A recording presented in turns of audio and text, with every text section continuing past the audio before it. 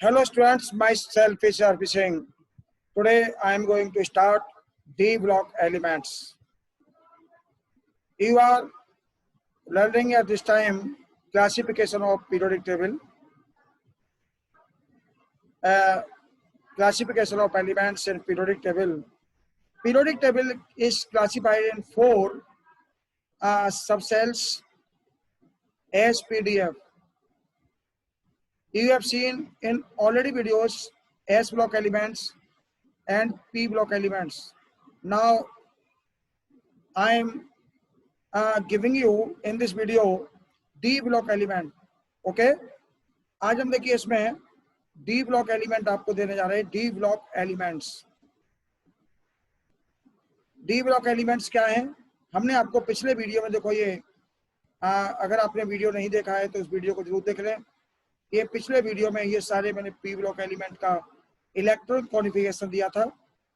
देखिए P block element आपके सामने है और पार्ट 5, ठीक है ना, वीडियो नंबर 5 में पार्ट 5 में आपको मिला ये P ब्लॉक एलिमेंट आपको मिले.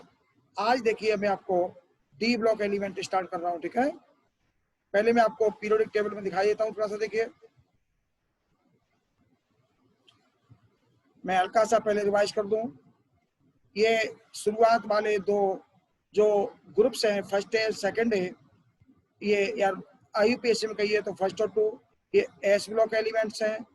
बाद वाले ये 6 P ब्लॉक एलिमेंट्स हैं except of only helium.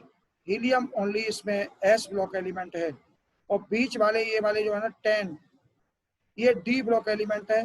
D block element के 4 रोज हैं, एक 4th 5th 6th और 7th. ये 4 पीरियड में है. 4th पीरियड जो आपका है देखिए D ब्लॉक एलिमेंट के लिए कहाँ से स्टार्ट होता है? 4th 5th 6th 7th. 4th start हो रहा है देखिए 21 से लेकर के और 30 तक.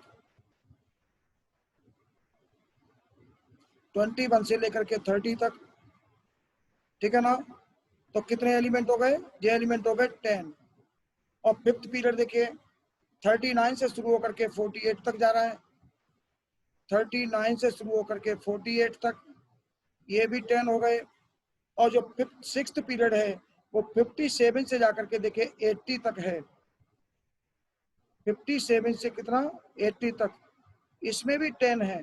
अब आप सोच रहे होंगे कि 57 और 80 में तो 10 का अंतर नहीं है, तो अंतर डिफरेंस बहुत ज्यादा है. तो बहुत ज्यादा के लिए मैं आपको बता दूं, इसमें से बीच में से 14 एलिमेंट, ध्यान रखिएगा कितने एलिमेंट? 14 एलिमेंट F ब्लॉक में जा चुके हैं. कौन से?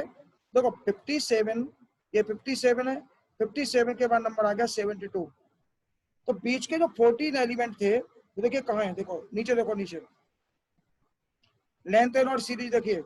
जैसे 57 ऊपर थी है, 58, 59, 60, 61, 62, 63, 64, 65, 67, 68, 66, 67, 68, 69, 70, 71 और देखिए 72 फिर ये आ गया. तो जब ये जो 14 एलिमेंट हैं ये F ब्लॉक एलिमेंट है, इसमें आ गए हैं. और इसीलिए ये गैप जो है ना 24 का गैप है. ये 57 और 80 में जो गैप है ना, ये 14 एलिमेंट 24 एलिमेंट का गैप है. इसमें से 14 एलिमेंट चले गए लेंथ और सीरीज में और 10 आ गए इसमें. इसी प्रकार से देखिए 7th में 89 से शुरू होकर के 112 तक है. 89 से लेकर के कहाँ तक? 112 तक. इसमें भी 10 है. अब इसमें भी जो गैप है ना, ये गैप भी ध्यान रखिएगा 24 का है. 24 का. जब इसमें भी एलिमेंट 24 है, 24 में देखिए इसमें से भी जो 14 एलिमेंट हैं वो एक्टिन और सीरीज में जा चुके हैं. ये एक्टिन और सीरीज है नीचे F ब्लॉक एलिमेंट की, जो 90 नंबर से शुरू होकर के 103 तक है. तो 80 आने के बाद देखिए 90 में नंबर आ जाता है. तो ये 90 से लेकर के 103 तक 14 एलिमेंट हो गए. और फिर 103 के बाद 104 से शुरू हो गया और जो 112 तक आया है. तो ये इस तरह से देखिएगा ये 40 एलिमेंट हो गए. कितने हो गए? 40 एलिमेंट, ठीक है ना. तो D ब्लॉक एलिमेंट्स की नंबर कितनी है? 40. इनको इनर ट्रांजिशन इनको ट्रांजिशन एलिमेंट भी बोलते हैं. और जो F ब्लॉक एलिमेंट है उनको इनर ट्रांजिशन एलिमेंट बोलते हैं. उनको अगले वीडियो में देखेंगे. अब आप देखिए, इस वीडियो को देखें, डी ब्लॉक एलिमेंट, ये डी ब्लॉक एलिमेंट जो 40 है, मैं 40 तो पूरा इसमें इलेक्ट्रॉनिक कॉन्फ़िगरेशन नहीं करूंगा, केवल 10 का कर देता हूं, बाकी आप खुद करेंगे। तो देखिए 21 से लेकर के 30 तक मैं इलेक्ट्रॉनिक कॉन्फ़िगरेशन करता हूं। पहले इसकी डेफिनेशन समझ लीजिए आप। Group 3rd to 12th belong to this block in which last electron enters in d orbitals। इनका जो लास्ट इलेक्ट्रॉन है वो d ऑर्बिटल में एंटर करता है। s ब्लॉक वालों का s में s ऑर्बिटल में, और p ब्लॉक वालों का p ऑर्बिटल में, d ब्लॉक वालों का d ऑर्बिटल में, और f ब्लॉक वालों का f ऑर्बिटल में। ठीक है ना, ध्यान रखिएगा। और ग्रुप इसमें लिखा हुआ है, देखिए ग्रुप 13 टू ग्रुप 12, वो sorry group third to group 12। देखिए कहाँ है, देखिए ये लिखा हुआ है, देखिए ग्रुप 3rd टू ग्रुप 12। ठीक है ना, ये एलिमेंट डी ब्लॉक एलिमेंट है। They have inner incomplete shell so known as transition elements. इनका जो इनर सेल है, अंदर वाली सेल है, वो इनकम्प्लीट होती है, इन्हें ट्रांजिशन एलिमेंट बोलते हैं। The general electronic configuration of, एक सेकेंड, इनका जो आउटर मोस्ट ऑर्बिट का जो जनरल इलेक्ट्रॉनिक कॉन्फ़िगरेशन है वो n-1 डी के ऊपर 1, डी के पास 1 to 10 इलेक्ट्रॉन हो सकते हैं, और एन जो आउटर मोस्ट ऑर्बिट है उसके एस के पास 1 से लेकर के 2 इलेक्ट्रॉन तक हो सकते हैं। मतलब क्या है, देखिए जो लास्ट ऑर्बिट है उसके एस पर तो 1 या हो सकता है या 2 इलेक्ट्रॉन हो सकते हैं, और जो इसके अंदर वाली जो ऑर्बिट है वो n-1 होगी, n-1 होगी। ठीक है ना, तो इसका मैं देखिए चेंज कर देता हूं हल्का सा। देखिए मैं चेंज कर रहा हूं, एक सेकेंड। देखिए इनके जो आउटर मोस्ट ऑर्बिट है ना, उसका इलेक्ट्रॉनिक कॉन्फ़िगरेशन है एन एस, एस के ऊपर 1 से लेके 2 तक इलेक्ट्रॉन, और जो सेकेंड लास्ट ऑर्बिट है उसका n-1 s2 n-1 p6। Okay, और देखिए इसको थोड़ा सा आगे बढ़ाते हैं।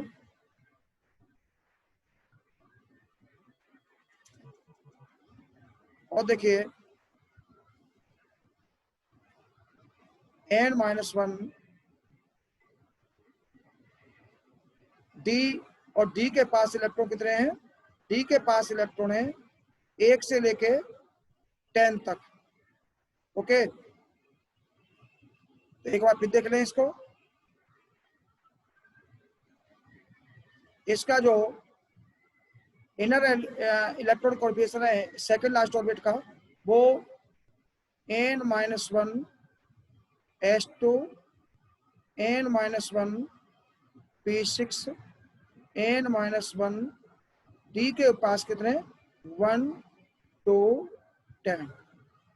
ओके, और लास्ट वाले का होगा ns पे, एस के पास 1 से लेकर 2 तक। अब कैसे, देखिए इलेक्ट्रॉनिक कॉन्फ़िगरेशन से आपको क्लियर होगा। D block elements are generally coloured paramagnetic and show variable balancing. ये बहुत देखिए की प्रॉपर्टी दे रखी है, एक प्रॉपर्टी है कलर की, एक पैरामैग्नेटिक की, और एक कौन सी, वेरिएबल बैलेंसिंग की। ये कलर्ड होते हैं, जैसे इसमें आएगा, देखिए एक डी ब्लॉक एलिमेंट में एजी आएगा, चांदी आपने देखी होगी व्हाइट होती है, एयू सोना आएगा, गोल्ड आपने देखा ही होगा इसका कलर होता है, कॉपर आएगा, तांबा आपने देखा होगा कॉपर का कोई कलर होता है, आपने देखा होगा। ठीक है ना, येलो टाइप का। आयरन आएगा, आयरन का भी कलर होता है।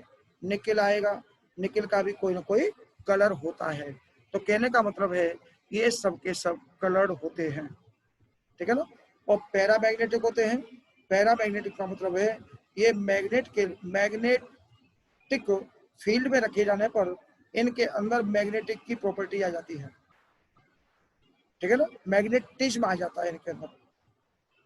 अब देखिए मैं शुरू करता हूँ इलेक्ट्रॉनिक कॉन्फ़िगरेशन का।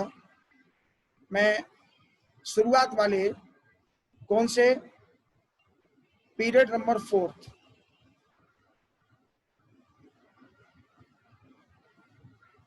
पीरियड 4, इसके एलिमेंट लिख के आपको समझाता हूँ।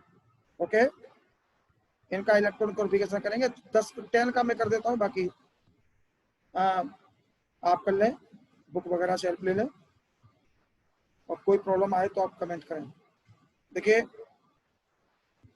21, 22, 23, 24, 25, 26, 27, 28, 29 और ये 30।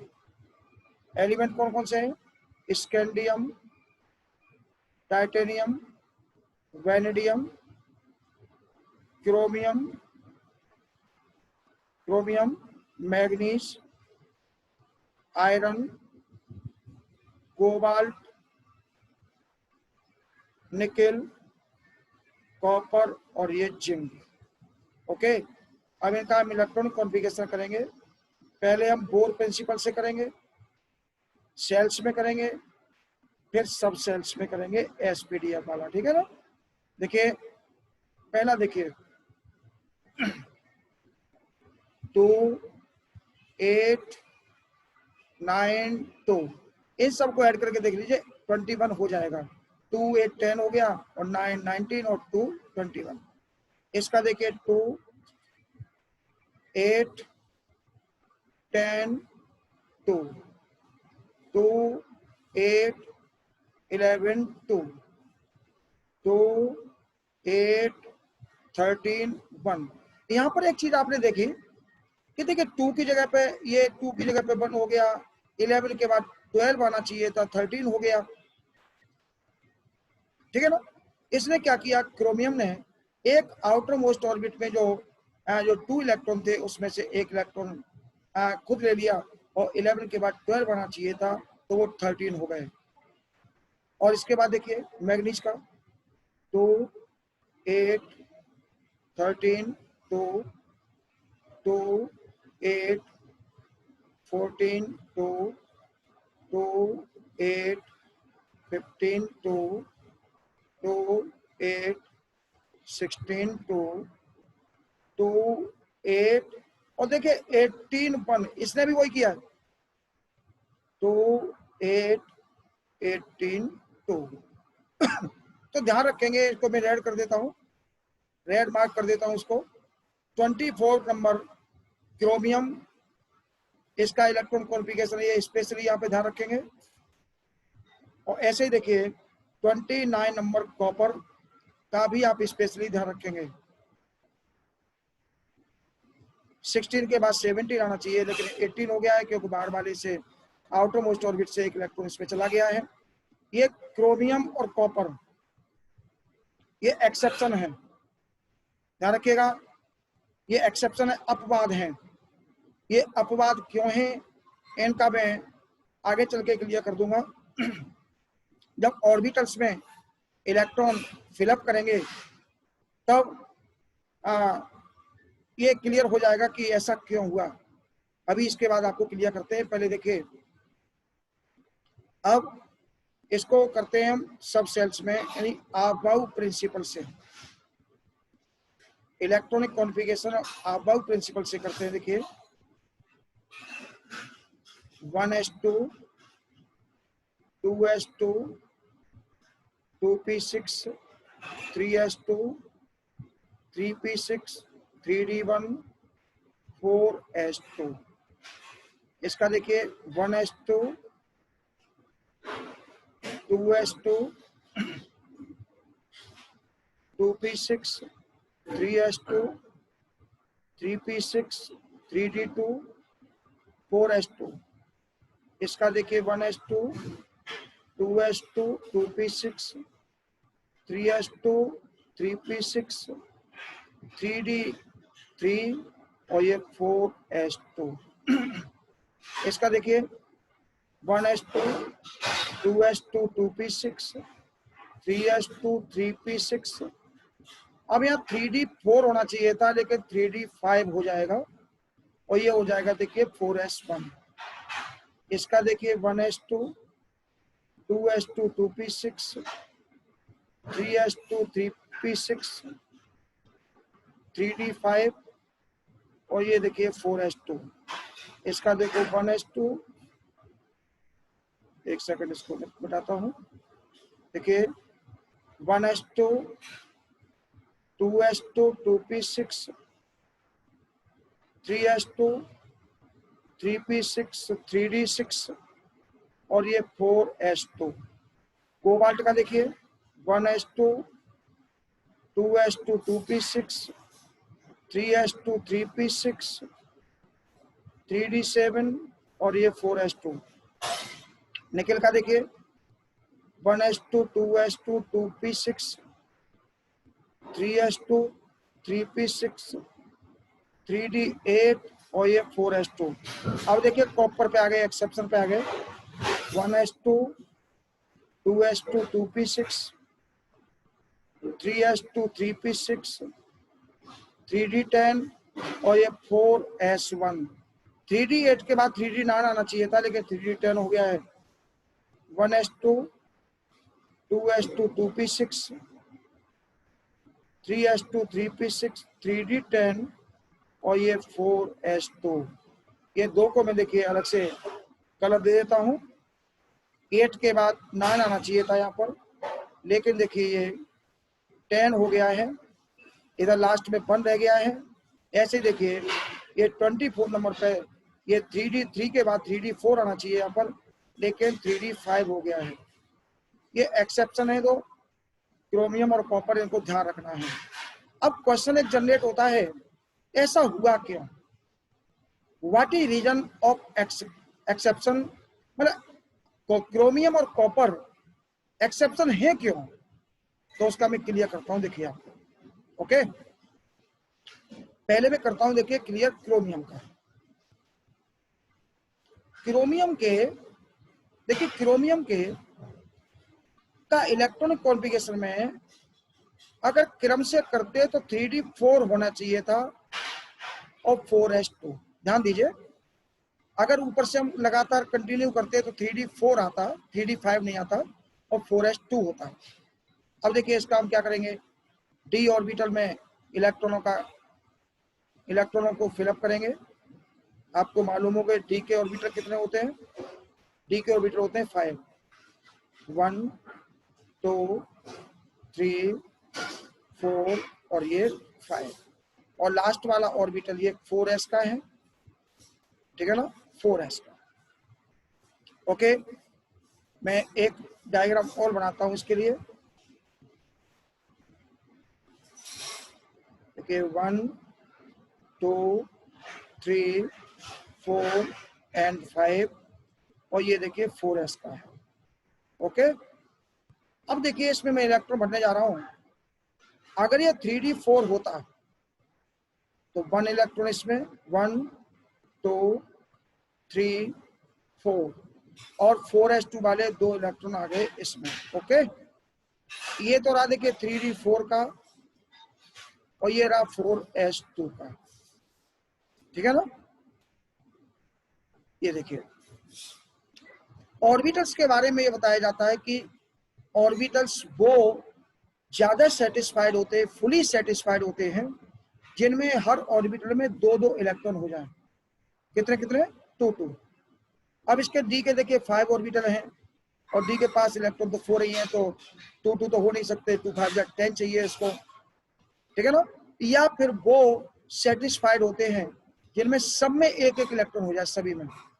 अब डी का देखिए एक ऑर्बिटल ऐसा है जिसके पास कोई इलेक्ट्रॉन नहीं है, इसके पास देखिए कोई इलेक्ट्रॉन नहीं है, खाली है ना। और एस के पास देखिए इसमें 2 इलेक्ट्रॉन है। तो क्या होगा, ये जो डी है ना, डी एक इलेक्ट्रॉन इसमें से ले लेगा, गेन कर लेगा। तो कंडीशन क्या बनेगी, देखिए 3d5 हो जाएगा और 4s1 हो जाएगा। देखिए 1, 2, 3, 4, 5 और s के पास भी कितना बचा, 1। तो s भी सेटिस्फाइड है, ठीक है ना, हाफ हो गया इसका। और डी भी सेटिस्फाइड हो गए क्योंकि इसके सबके एक एक हो गए। तो ध्यान रखिएगा, ये सेटिस्फेक्शन के लिए ऐसा होता है कि या तो वो ऑर्बिटल फुली सेटिस्फाइड होते हैं जिनके सब में जो है ना ये डबल डबल इलेक्ट्रॉन हो जाए, और अगर डबल नहीं हो सकते हैं तो सभी में फिर सिंगल सिंगल इलेक्ट्रॉन हो जाए। तो देखिए डी के पास पहले एक ऑर्बिटल इन उसमें एक भी इलेक्ट्रॉन नहीं था, अब सभी के पास एक एक इलेक्ट्रॉन हो गया है। ध्यान रखिएगा ये वाला नीचे वाला इलेक्ट्रॉन कॉन्फ़िगरेशन सही है और ऊपर वाला रॉन्ग है। ये रीजन रहा क्रोमियम का कि why chromium is exception. Chromium जो है ना 4s से इलेक्ट्रॉन एक क्यों ले लेता है 3d में, 3d 4 की जगह पर 3d 5 क्यों हो जाता है, उसका रीजन ये रहा। ठीक है ना। अब मैं देता हूं कॉपर का। देखिए कॉपर के बारे में भी समझिए, यही रीजन कॉपर का है। कॉपर का देखिए, अब मैं देता हूं कॉपर का। कॉपर का आपने देखा 3d कॉपर में 3d9 होना चाहिए था और 4s2। आप देख रहे सामने है। अगर जैसे ये 8 हो चुका है हमारा, देखो निकिल का ये 8 हो चुका है तो 8 के बाद 9 आना चाहिए, लेकिन 10 हो गए हैं। क्यों हुए हैं वो देखिए। हम इसके ऑर्बिटल बनाते हैं, ठीक है 1 2 3 4 एंड 5 और ये 4s का बनाते हैं। ये है हमारा देखिए, और एक और बनाते हैं सही के लिए। ऐसा एक्सेप्शन क्यों है, ये क्यों ले लेता है इलेक्ट्रॉन, डी में एक इलेक्ट्रॉन एक्स्ट्रा क्यों आ जाता है 4s से, उसका रीजन देखिए। ये देखिए यहाँ पे होना चाहिए था 3d9 और ये 4s2। ओके, लेकिन अब जब ये ऐसा होता तो कैसा होता, देखिए कैसे बढ़ते 1 2 3 4 5 6 7 8 और 9 और 4s में कितने इलेक्ट्रॉन है 2। देखिए ये जो 3d9 है ना, 3d9 की एनर्जी कम है, वो अधिक है 4s से। जो 3d है ना, 3d की एनर्जी 4s से अधिक है।